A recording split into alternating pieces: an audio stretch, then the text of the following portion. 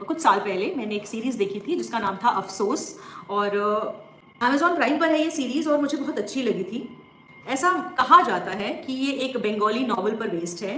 Exactly ये बात कितनी सच है, कितनी नहीं सच है, मुझे नहीं पता है क्योंकि मैंने वो नॉवल पढ़ी नहीं है, तो जब तक उसका इंग्लिश वर्ज़न अगर मैं कभी पढ़ूँगी तो मैं ज़्यादा अच्छे से बता पाऊँगी।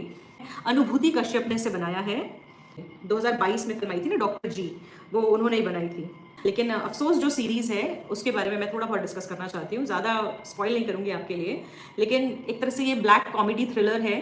तो अगर आपको फ़ार्गो सीरीज़ पसंद है, आपने कभी देखी है वो सीरीज़, तो आप ये समझ लीजिए कि फ़ार्गो से इंस्पायर्ड है ये शो। इसमें 8 एपिसोड हैं और कहानी जो है वो एक ही सीज़न में कंप्लीट हो जाती है।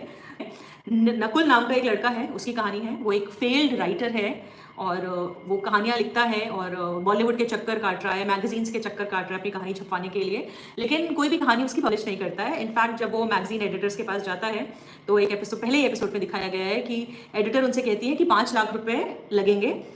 तो वो सोचता है कि 5 लाख रुपए मुझे मिलेंगे कहानी लिखने के, मेरी कहानी छपने के मुझे 5 लाख रुपए मिलेंगे, लेकिन जल्दी से क्लियर हो जाता है कि नहीं, कहानी छपवाने के उसे 5 लाख रुपए देने पड़ेंगे। तो उसका थोड़ा रियलिटी चेक होता है कि ठीक है, मैं भले ही एक आर्टिस्ट हूँ, राइटर हूँ, व्हाटएवर, कुछ क्रिएटिव काम करना चाहता हूँ, लेकिन पब्लिशिंग के लिए भी पैसे लगेंगे, भले ही मेरी मैगज़ीन में कहानी छप रही है। और एडिटर उसे ये भी बताती है कि आपकी कहानी पे बहुत ज़्यादा रिवर्क की ज़रूरत है, उसे हम बहुत चेंज करेंगे, उस पे आपको बहुत मेहनत करनी पड़ेगी उसे चेंज करने के लिए, बट फिर भी आपको 5 लाख रुपए देने पड़ेंगे कहानी छपवाने के। तो जो नकुल है वो थोड़ा सुसाइडेड किस्म का इंसान है, डिप्रेसिव वक्त से गुजर रहा है और करीब 11 बार वो मरने की कोशिश कर चुका है और हर बार किसी ना किसी वजह से वो बच जाता है। तो अब उसके पास ना जॉब है, लाइफ में कोई प्रेमी भी नहीं है और उसको पर्सनली भी लगता है कि वो फेलियर है।